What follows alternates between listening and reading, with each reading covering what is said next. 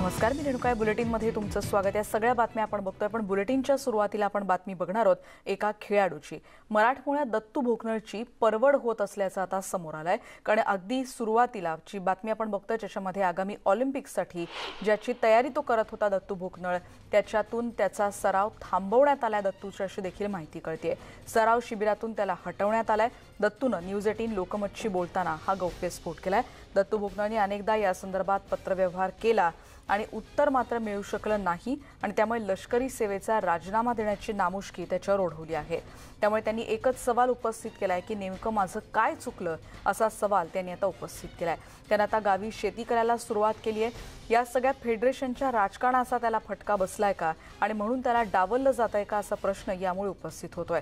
अर्जुन पुरस्कार विजेत्या दत्तू भोकनळची परवड होत असल्याचं आता समोर येत आहे आणि त्याचबरोबर त्याला लष्करी सेवेचा राजीनामा का द्यावा लागला, असा देखील प्रश्न यामध्ये उपस्थित होतोय.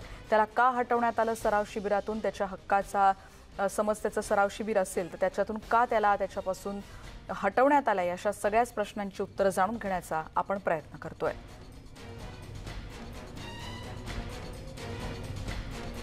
आपण नजर टाकणार आहोत, त्याची ओळख करून घेणार आहोत. आधी आपण आंतरराष्ट्रीय रोईंगपटू आहे दत्तू भोकनळ, महाराष्ट्राचा हा खेळाडू.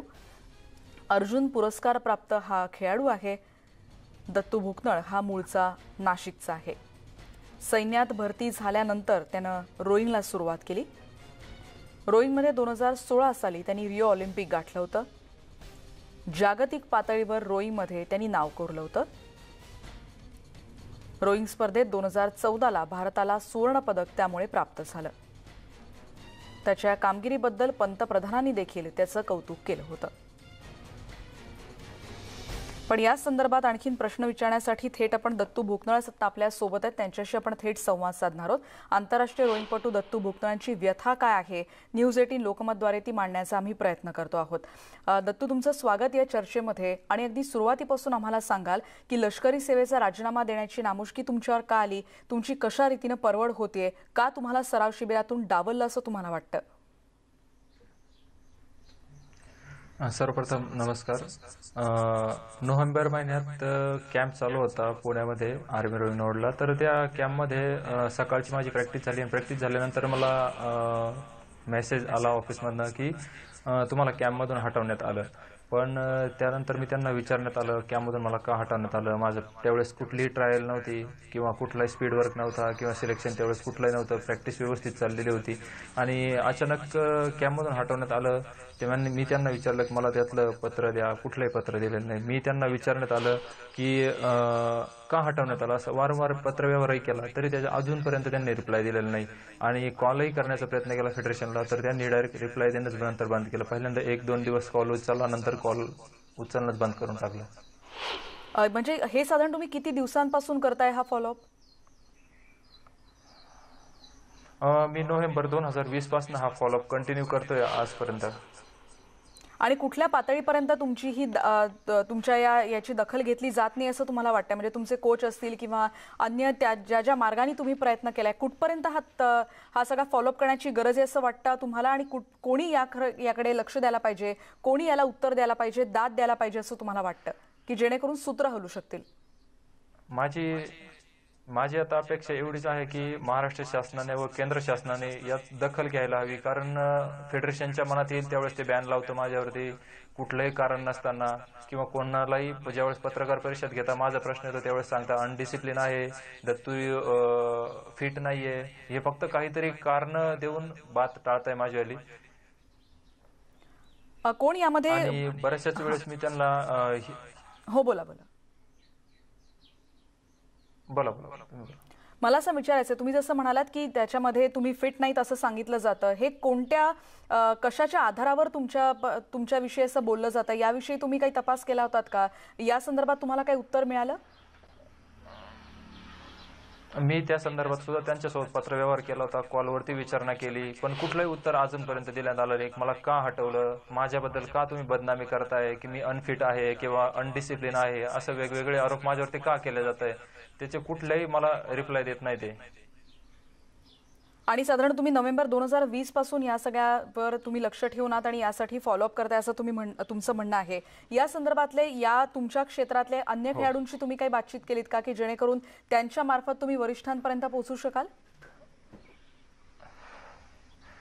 मी वरिष्ठांपर्यंत स्वतःही पोहोचण्याचा प्रयत्न केला. खेळाडूंसोबत पण चर्चा केली या संदर्भात, जे पूर्व खेळाडू राहिलेले आहेत त्यांच्या संदर्भात. पण सगळ्यांचं म्हणणं आहे की फेडरेशन कुणाचं ऐकत नाही, त्यांच्या मनात येईल तेच करतं. त्यामुळं फेडरेशन पुढं कोणीच काही बोलायला तयार नाही. आणि एकमेव म्हणजे की मी ज्यावेळेस उत्तर मागायचा प्रयत्न करतो त्यावेळेस कॉल एक तर रिसीव्ह करणं नाही, किंवा कॉल रिसीव्ह केला तर चिडून बोलणं, ह्या गोष्टी त्यांच्या वारंवार होतात. त्यांची नावं सांगू शकाल की कोणी अशा पद्धतीने तुमच्याशी वागणूक केली आहे की जेव्हा तुम्ही तुमचं म्हणणं मांडण्याचा प्रयत्न करतात पण तुम्हाला तिथून योग्य उत्तर मिळत नाहीये? त्यांची नावं देखील सांगा. मी राजलक्ष्मी सिंगदेव हे प्रेसिडेंट आहे, त्यांना कॉल केला. आणि सेक्रेटरी जे आहे तिथं श्रीराम म्हणून, त्यांनाही कॉल केला, कुणी कॉल उचलत नाही. आणि ज्यावेळेस पहिल्यांदा मी कॉल केला तर राजलक्ष्मी सिंग आणि यांनी थोडंसं चिडून बात केली माझ्यासोबत की तुम्ही आम्हाला वारंवार कॉल नका करू, तुम्हाला आउट केलंय तर तुम्ही तुमच्या पद्धतीने जाऊ शकता बाहेर. आणि या सगळ्यानंतर तुम्हाला राजीनामा द्यावा लागला, त्याची नेमकी प्रोसेस कशी होती आणि त्या संदर्भात तुम्हाला काही सांगण्यात आलं होतं का, याविषयी देखील सांगाल? आर्मीचे काही रूल्स असतात आणि डिसिप्लिन असतो, तर ह्या गोष्टींमुळं काही गोष्टी सहन न झाल्यामुळं मी तो राजीनामा लिहून दिला आणि तो अलाउड पण झाला. आणि त्यामुळं मी आर्मी सोडण्याचं डिसिजन घेतला. कारण ज्या स्पोर्ट्स मी काबिलियत होतो, ज्या देशाचा मेडल आणण्यासाठी मी तयार होतो, तर त्यातूनच मला आउट केलं तर तिथं राहण्याचं बिलकुल मन नाही झालं माझं. तुम्हाला असं वाटतं की कदाचित तुम्ही हा निर्णय घेण्याआधी कोणाशी बातचीत केली होती, कोणी तुम्हाला गाईड केलं होतं की कदाचित याच्यातून मार्ग निघू शकतो, की तुम्हाला इतका मोठा डिसिजन का घ्यावा लागला असं वाटतं? डिसिजन म्हणजे एकमेव की मला नाही कोणाला सांगता येत होतं की माझ्यावरती काय अन्याय होत होता, नाही कोणासोबत बोलता येत होतं, कारण मला रूल रेग्युलेशन बरेचसेच येत होते. आणि आर्मीच्या अधिकाऱ्यांनी सोबत फेडरेशनसोबत चर्चा करून बघितलं तर फेडरेशन आणण्याच्या मनस्थितीतच नव्हतं की दत्तूला आम्ही कॅम्पमधून का हटवलं याचं उत्तर देण्याला तयार नव्हतं. आणि ते डायरेक्ट सरळ सरळ आर्मीच्या माणसांचा सुद्धा फोन कट करून टाकायचे. त्यांनी पत्रव्यवहार केला तरी त्याला रिप्लाय देत नव्हते. त्यामुळे तुमच्या दृष्टीने तुम्ही सगळ्या पद्धतीने प्रयत्न केलेत पण त्याला अपयश आलं होतं आणि त्याच्यानंतर जेव्हा तिथे काहीही कॉलबॅक किंवा असं काही झालं नाही त्याच्यानंतर तुम्ही हा निर्णय घेतला होता, बरोबर? हो, नक्की. यानंतर काही तुम्हाला विचारणा करण्यात आली होती की इतका मोठा डिसिजन घेतलाय, तुम्ही राजीनामा देताय, त्यानंतर काही विचारणा झाली?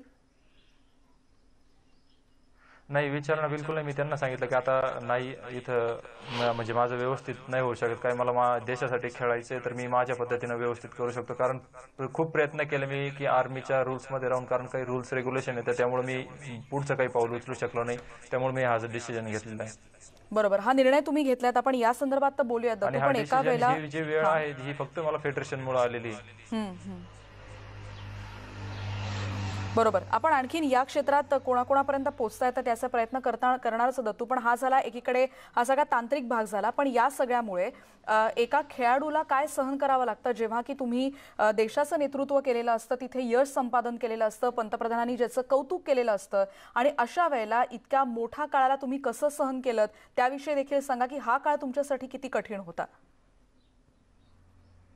माझ्यासाठी म्हणजे आयुष्यातला खूप कठीण काळ हा होता की ज्यावेळेस सगळं असताना सुद्धा, माझं टेक्निक व्यवस्थित असताना, माझं फिटनेस व्यवस्थित असताना माझ्यावरती वेगवेगळे आरोप लावण्यात आले, कॅम्पमधून आउट करण्यात आलं. जे शिबिर कॅम्प चालू होता पुण्यामध्ये, तर त्या कॅम्पमधून आत्ता दुसरा कॅम्प चालू आहे, त्या कॅम्पमध्ये पण नाव नाही. म्हटलं ठीक आहे, एक कॅम्पमधून आउट केलं तर मान्य केलं, चला दुसऱ्या कॅम्पमध्ये सुद्धा नाव नाही. आणि ज्या मुलांचं कॅम्पमध्ये नाव आहे त्यांच्या टायमिंगमध्ये माझ्या टायमिंगमध्ये फरक आहे, माझा परफॉर्मन्स सुद्धा चांगला होता.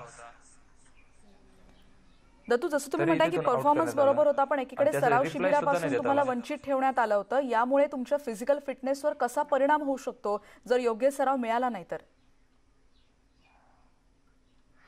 परिणाम नक्कीच होऊ शकतो याच्यावरती, पण जेवढं होईल तेवढं माझ्या परीने मी घरी राहून बॉडी फिटनेस ठेवून, ट्रेनिंग करून, स्वतःच्या काही टेक्निक्स आहेत त्या टेक्निक्सने प्रॅक्टिस करून व्यवस्थित बॉडी फिटनेस ठेवतोय. कारण कॅम्पमध्ये यांना तर घ्यावंच लागणार आहे.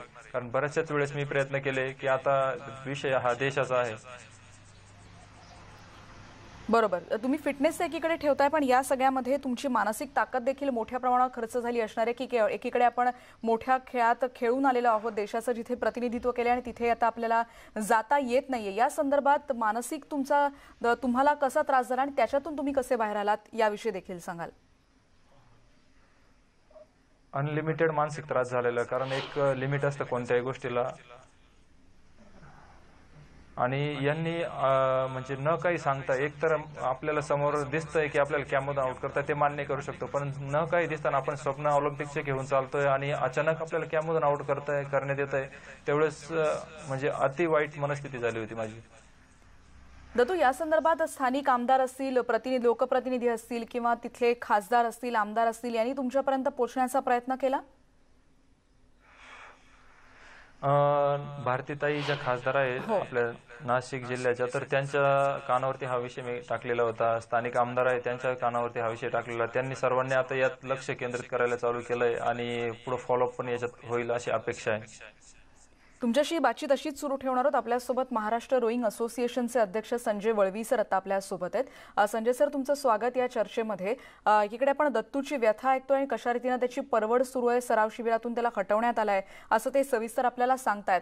तुमच्यापर्यंत याबद्दलची काय काय माहिती पोहोचली आणि यापुढे काही होऊ शकतं असं तुम्हाला वाटतं का? त्यासाठी काय करणं गरजेचं आहे?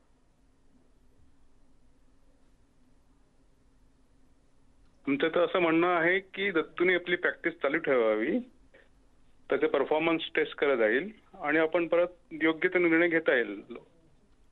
योग्य तो निर्णय कधीपर्यंत घेता येईल? कारण ऑलिम्पिक तर जवळ आलंय. ते आमच्या हातात आता नाहीये, ते RFI रोईंग फेडरेशन ऑफ इंडियाच्या हातात आहे ते आता. तुमच्यापर्यंत दत्तूची व्यथा पोहोचली असेल, तुम्ही त्यासाठी काही प्रयत्न करू शकता? आमच्यापर्यंत ऐक्यू माहिती आले. दत्तू माझ्या समोर कधी आला नाहीये, त्यामुळे मी जेव्हा दत्तूशी भेटेल प्रत्यक्ष, त्याच्याकडून एक्झॅक्टली त्याचे काय मत आहेत ते ऐकून घेऊनच आम्ही सविस्तर निर्णय घेऊ. अगदी खरं आहे. पण संजय सर, आता तुम्ही आता फोन लाईनवर आहात, त्याच्यामुळे दत्तू तुम्हाला थेट काही प्रश्न विचारू इच्छित आहेत. दत्तू, तुम्ही थेट विचारू शकता संजय सरांना की तुमची काय व्यथा आहे. भेट प्रत्यक्ष नंतर होऊ शकेल, पण आता या माध्यमातून तुम्ही तुमचे प्रश्न विचारू शकता.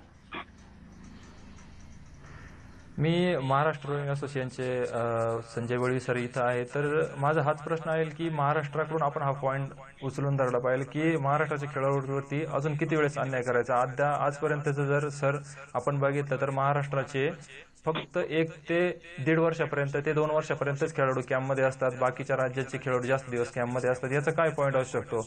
आणि जे माझ्या बाबतीत झालं हे अनेक खेळाडूंच्या बाबतीत होतं असं, आणि त्याला वाचनही फोडण्यात येतं. आणि आज जर माझं स्वप्न होतं ऑलिम्पिकचं, माझी प्रॅक्टिस चालू होती, सर्व गोष्टी असताना सुद्धा कॅम्पमधून हटवण्यात आलं. तुमच्यापर्यंत त्यांनी तर माहिती पोहोचवलीच असेल सर, पण माझा आज प्रश्न आहे की तुम्ही या संदर्भात थोडं व्यवस्थित लक्ष देऊन त्यांना जबाब विचारण्यात का होतंय आमच्या महाराष्ट्रासोबत असं? डेफिनेटली दत्तू, तू विसरला असेल तर मी तुला रिमाइंड करून देऊ शकतो. मागच्या रिओला तू चालला होता तेव्हा मी माझ्या पर्सनल कॅपॅसिटी तुझ्यासाठी फंडिंग पण रेज केलेलं आहे. हे तू आय मीन तुला सांगते तुला. हा, तर डेफिनेटली तुझ्याबद्दल तर डेफिनेटली आमची खूपच आस्था आहे प्रत्येक खेळाडूबद्दल. तेव्हा आपण जेव्हा समोरासमोर चर्चा करू तेव्हाच आपण त्याच्यावर तोडगा करू शकतो, बरोबर?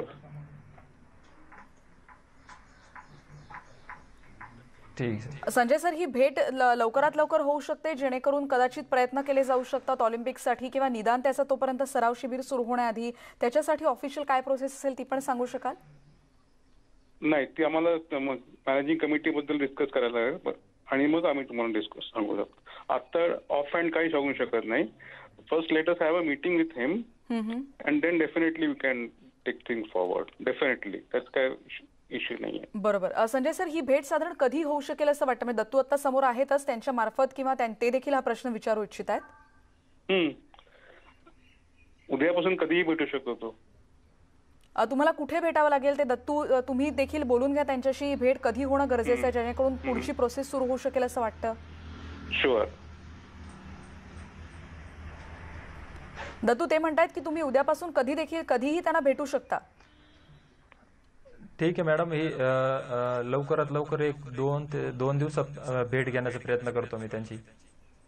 जरूर, म्हणजे आपण संजय वळवी सरांपर्यंत पोहोचलोय, जे महाराष्ट्र रोईंग असोसिएशनचे अध्यक्ष आहेत. संजय सर, अशी व्यथा अनेकांची असं दत्तूचं म्हणणं आहे. तुम्हाला असं वाटतं की कदाचित अशी व्यथा अनेकांची असू शकेल आणि ती आणखीन पुढे जाण्याचा किंवा राष्ट्रीय पातळीवर जाण्याचा प्रयत्न होण्याची गरज आहे असं वाटतं? ऑनेस्टली स्पीकिंग एवढी खराब परिस्थिती नाहीये. बरं, डेफिनेटली फेडरेशनही सपोर्ट करत आहे. नाही सर, आम्हाला हा प्रश्न उपस्थित अशासाठी करतोय कारण त्यांनी तसं म्हणणं मांडलं म्हणून ते फक्त पोहोचवण्याचा हा प्रयत्न आहे की त्यानं म्हटलंय की सराव शिबिरापासून मला हटवण्यात आलं आणि त्याला राजीनामा देण्याचा निर्णय घ्यावा लागला. एक्झॅक्टली. आता हे सगळे ऐक्यू माहिती आमच्या बरोबर येतात, तर जोपर्यंत आम्ही त्याच्याशी प्रत्यक्ष बोलत नाही तोपर्यंत आम्ही त्याच्यावर काही कॉमेंट करू शकत नाही आता तरी.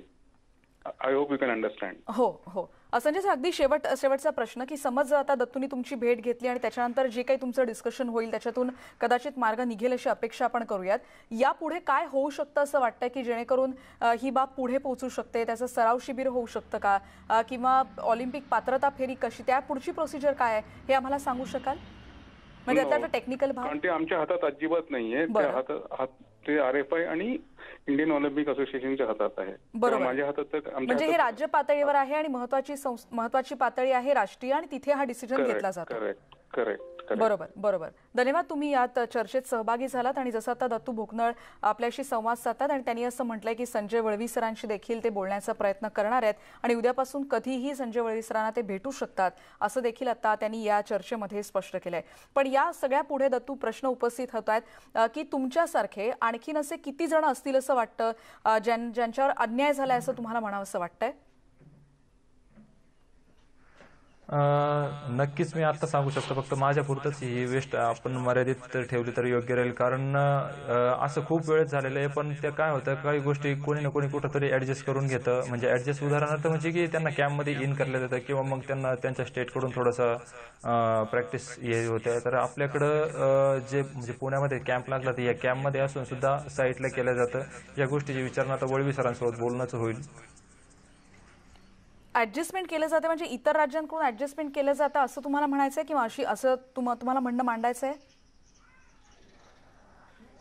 नाही, आता मी माझं म्हणणं वळवी सरांसोबत ज्यावेळेस चर्चा होईल त्यावेळेसच आपण सविस्तर सांगूयात यात काय होतं आणि काय केलं जाईल आता. बरोबर. पण यानंतर मला दिसून येईल आपल्याला. सॉरी, यानंतर दिसून येईल आपल्याला की वळवी सरांसोबत ज्यावेळेस चर्चा होईल त्यानंतरच दिसून येईल की पुढे काय होतं. खरंय. आणि या संदर्भात प्रशिक्षक अश्विनी बोराडे देखील आता आपल्या सोबत आहेत. अश्विनी मॅडम, स्वागत तुमचं या चर्चेमध्ये. दत्तू भोकनळची परवड कशा रीतीनं होते हे आम्ही मांडण्याचा प्रयत्न करतोय, सांगण्याचा प्रयत्न करतोय. आता नुकताच आम्ही संजय वळवी सरांशी देखील संपर्क साधला होता.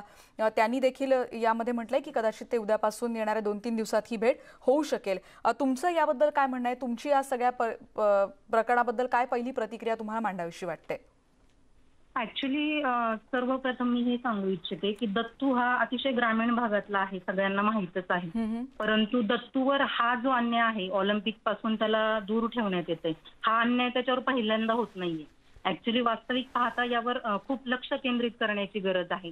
जे आता फेडरेशन दावा करत आहे की आम्हाला ह्या गोष्टी सगळ्या IQ आहेत किंवा XYZ जे पण आहे ते, दत्तू भोकनळ हा काही जिल्हास्तर किंवा राज्यस्तर खेळाडू नाही, हा संपूर्ण भारताचा खेळाडू आहे.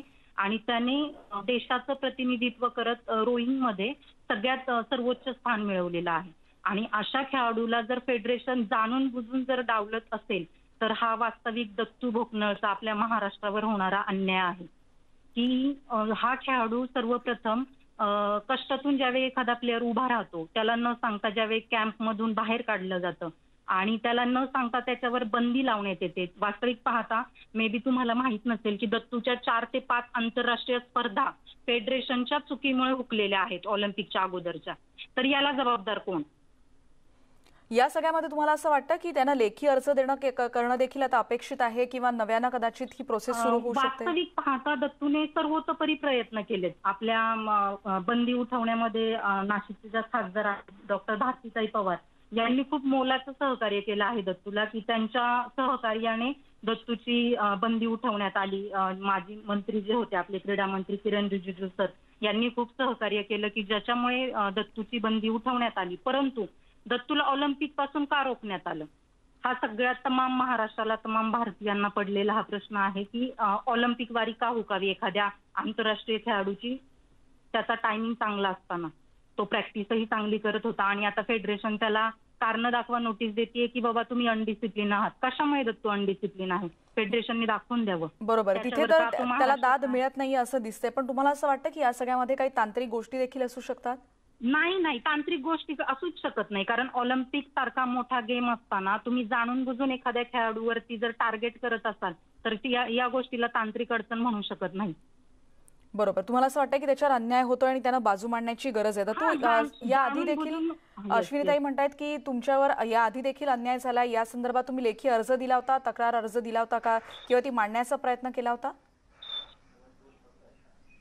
मग खूप वेळेस तक्रार अर्जही केला आणि माझं मतही मांडण्याचा प्रयत्न केला. पण जसं की मी तुम्हाला सांगितलं की फेडरेशन त्यात कुठलाही रिप्लाय देत नाहीत. असंच त्यांनी आत्ताही केलं, रिप्लाय न देणं. फक्त एवढंच की जसं पाठीमागं दत्तू शांत राहिला, तर आत्ताही त्यांचं इच्छा दत्तूनी शांत राहायला पाहिजे, आम्ही जे करतोय ते योग्यच आहे, कॅम्पमधून आउट करतोय ते योग्यच, असं त्यांचं मत. पण किती दिवस शांत राहायचं? याआधी माझ्या कमीत कमी 4 इंटरनॅशनल कॉम्पिटिशन मिस झाले फक्त फेडरेशनच्या चुकीमुळं. फेडरेशनने ऐन टायमाला मला ब्रेक द्यायचं, माझ्यावरती बॅन लावायचा कुठलंही कारण नसताना, आणि बाहेर येऊन सर्वांना सांगायचं की अनडिसिप्लिन आहे, फिटनेस नाहीये.